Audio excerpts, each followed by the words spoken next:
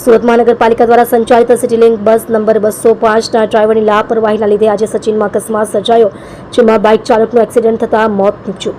સચિન સાતવલા પુલ repairing અર્થે સુરત મહાનગરપાલિકા દ્વારા બંધ કરવામાં આવ્યો હતો, જેના લીધે સચિનથી સુરત જવા માટે લોકો મગદલ્લા પલસાણા હાઈવેમાં સચિન આલ્ફા હોટલથી સચિન રેલવે લાઇન ક્રોસ કરી સચિન JIDCમાં ઉતરતો અને ચડતા પુલમાં રોંગ સાઈડ સિટી લિંકની બસ નંબર 205ના ડ્રાઈવરે રોંગ સાઈડ બસ લાવી બાઇક ચાલકને ઉડાવી દેવાની ઘટના બની છે. 205 નંબરની સિટી લિંક બસના ડ્રાઈવરો બન્યા બેફામ.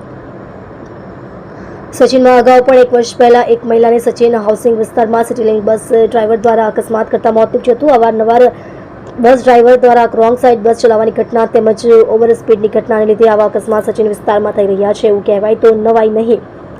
બસ ડ્રાઈવર અને કંડક્ટરો વ્યસન કરીને બસ ચલાવતા હોય એવી ઘણી ફરિયાદો ઉઠી ચૂકી છે, પણ એસએમસીના અધિકારીઓ કે પરિવહન ચેરમેન ધૃતરાષ્ટ્રની ભૂમિકામાં બેઠા હોય તેવું નજરે પડી રહ્યું છે.